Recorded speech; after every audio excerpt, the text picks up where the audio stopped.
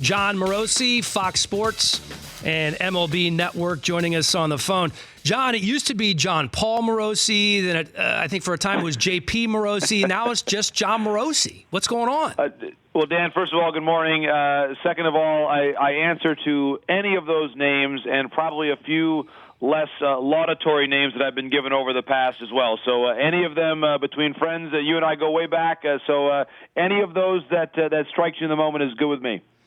So John/JP /John Paul was in my audition group when Fox Sports 1 was launching 6-7 years ago. Wow. And John, I don't know if you remember that, but I remember that very well. That was an interesting group we had. Our first conversation there in the avocado room on the Fox lot. That's you're right, about 6 or 7 years ago now. Goodness, it was a while ago, but you were outstanding then and even better now, my friend.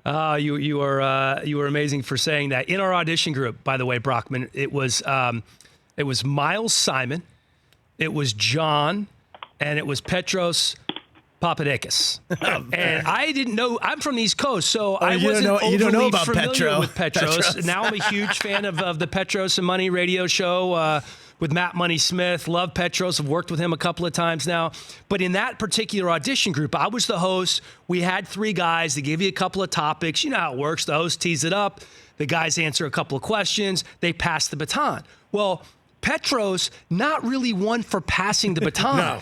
It was like a runaway locomotive. In my ear, the producer, who I didn't know at the time, here I am, I'm trying to get a job. Right. And he said, "Not much you can do now." And I'm thinking, oh, boy, I didn't do anything here. Was the same thing going through your head at the time, John? It was a little bit, and now I had the good fortune of knowing Petros through radio connections previous to that. I had been on his show, so I was prepared. You were well aware. And Petros had a few things that he would always like to keep at the back of his mind, biographical things that he always likes to bring up whenever I'm on the air. So I was ready, and I was prepared for my good friend Petros, but. Great. I remember he was still, I think he kept saying, recalling, I believe it would have been Jim Nance's call up when Arizona won the championship. Simon Says championship. He kept saying that, if you recall, that to Miles during the course of the audition, which is of course apt. They won the NCAA championship. Right. It was a good moment. But I'll never forget Petros saying, Simon Says championship. He kept repeating it during the course of the day. It was pretty good. Yeah, that was a fun time, man. They were rolling us through there like cattle when they were launching FS1. All right, let's talk a little baseball. John Morosi from Fox Sports MLB Network on the line with us now. Let's not bury the lead. John, I'm a huge Nationals fan, so I had a feeling that Anthony Rendon was going to go somewhere else. It really bummed me out. I know he wasn't into the deferred money the Nationals were offering, but 7 years, $245 million, the identical contract that Steven Strasburg, by the way, got with the Nationals, sans the deferred money, ending up with the Angels. How does this change things for the Angels and out west? Well, Dan, it changes things from the perspective of the team getting a badly needed victory on this free agent market, and I think really restoring some of their relevancy for the market there in Southern California after the Dodgers have, of course, won 7 consecutive now National League West championships, and the Angels actually have the worst record in the AL West over the last 4 years. So, from a standpoint of emotion and momentum, the Angels needed a day like the one they had yesterday. However, Dan, they also need starting pitching. Yeah. And there's a reason why they pursued Gerrit Cole. There's a reason why they pursued Steven Strasburg, and that is that they are coming off a year in which they posted the worst rotation ERA in the American League. And, of course, Anthony Rendon is many things. He is not a pitcher. So they have to find a way to address that. I do believe that they're going to look to add multiple starting pitchers still. They have to address catching as well, probably the bullpen. So I love the move because of what it represents, and now Mike Trout will have probably the most productive offensive teammate he has ever had with the Angels. Certainly Albert Pujols, by the time he came in, he was beginning the second half of his career, if you will. Rendon is still in his prime. And I think the two of them, Rendon and Trout, will be dynamic. They're going to have to probably outscore some teams to win. But certainly a good day for the Angels, even though it cannot represent the last big move of their offseason. You talk about those starters. They had a 5.6 ERA last year and just 22 quality starts as a team. Gerrit Cole had more than that by himself, which is pretty incredible. So they lose out in the Gerrit Cole sweepstakes, just weren't willing to pay the type of money it was going to require to sign him. Were they looking at Rendon the whole time, or did they just pivot right away once they lost out on Cole? That's an excellent question, Dan. I think they were to an extent, and obviously it was not easy to stay in touch and have contact with both Gerrit Cole and Anthony Rendon and Steven Strasburg, for that matter, because they are represented by the same person, Scott Boras of Newport Beach, California. So the fact that all these meetings were present and the GMs and the owners in many cases, the club presidents were involved, they were getting constant updates on the group. And Team Boras won the winter meetings. That was a tour de force from a negotiating standpoint.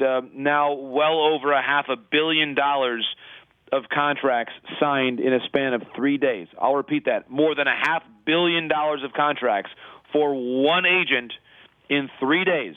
And, of course, not all that far from where Scott lives. So a big home victory, you could say, for Scott Boras' clientele. And, oh, by the way, there are still some more guys to sign. Hyun-Jin Ryu, Nicholas Castellanos, Dallas Keuchel. There are more clients of Scott Boras who are still out there and available. So a big week. And, again, I think that they were generally, the Angels were staying in touch with Scott and getting progress reports and updates on Rendon. But I do believe that up until Tuesday, their focus was Gerrit Cole. Let me ask you this question. I've been seeing this number 5% out there for Boras. And in the last 4 or 5 days, $878 million when you throw Moustakas in there. 5% of that. Is baseball different than football and the NBA in terms of what agents get paid? Because I always thought it was 2 to 3% for these agents. 5%, Dan, is what I understand Scott's commission to be. I, of course, have never been a good enough baseball player that I would have ever found that out on my own by talking to Scott about representing my baseball talent. But I have heard it many times that in fact, is what his commission is, 5%, which, as you point out, works out to more than $40 million for this week alone, which is a pretty extraordinary sum of money. So it really is. It's a good week for his corporation, for his brand. Last winter, he had to really do a creative job of pushing Bryce Harper's free agency deep into the new year, and of course, eventually signing with the Philadelphia Phillies. But for these three players, Cole, Strasburg, Rendon, the market was much clearer. There were fewer evident flaws in these players. Overall, the appetite to spend was greater among MLB teams at the moment. There are more teams that believe that they're now moving out of a rebuild and more into a competitive phase. We've seen that, as you mentioned, with Moustakas signing with the Reds, Yasmani Grandal going to the White Sox. The Blue Jays are heavily involved in trying to sign Hyun-Jin Ryu. So teams that were not really big factors in the market last winter are there right now and very present. So I think Scott benefited from having, candidly, better players and a market where there was a better willingness to spend. And Scott may have also made a bit of an adjustment on his own right to see where the market was and reading things and realizing just how robust the market was at this early stage. And this is a great week for baseball, Dan. There was certainly last winter, the wait was not really good for anybody. It was tiresome for fans. I think the agents were frustrated. The teams were, for a variety of reasons, restrained in their activity. This is much more like the days of yore. And for me, as a young baseball reporter, I still remember hearing these great stories about 2000 and A-Rod and Manny Ramirez and Mike Hampton. And this is now our generational week of one of the biggest weeks ever in the history of offseason acquisitions. And it really, Dan, to me, very poignantly, sets the stage for the next decade that's about to begin in a little more than 2 weeks. The events of this week for the teams that got these players and those who missed on these players, the coming 2020s will be defined in large part by what happened this week in San Diego. Yeah, far different this year than last year. You know, Kimbrel and Keuchel not signed till June. You talk about some of the teams that didn't get the guys they wanted. You know, here in L.A., it's a Dodger town. They were in on Cole. They were in on Rendon. It was a swing and a miss on both guys. We know the Dodgers They don't want to pay those massive, massive contracts. Heck, the Angels have 3 guys that have contracts $200 million plus. The Dodgers have never handed out a contract like that, but they're still missing a piece. Where do the Dodgers go now? Well, they have, to me, Dan, a couple different aspects of their club that need some rejuvenation. I think they need a big bat. They were involved on some level with Rendon, but they need a big bat for the lineup, I believe, and also someone who's going to be in the everyday club that gives them energy. And that's where I love the idea for them of trading for Nolan Arenado. As much as that may be a long shot at the moment, I think it would be a great concept. Francisco Lindor as well with Cleveland, because if they don't bring in someone who has that positive personality, energy to go along with great talent, the defining story for them in spring training will be, why didn't you get it done in October, and why is October 2020 going to look differently than October 2019 or 2018 or 2017 when you weren't good enough either to win the World Series? And that's going to be a difficult mental hurdle for this team for the year to come. There has to be a different way to go about things, and I think it involves bringing in someone like a Francisco Lindor, other players that would have that presence about them. There's not that many in the game, but Dan, I think it's paramount. The Dodgers must do that. And certainly they also have to look at their rotation as well. They're losing, if they don't re-sign him, Hyun-Jin Ryu. They're losing Rich Hill, who's out and a free agent right now.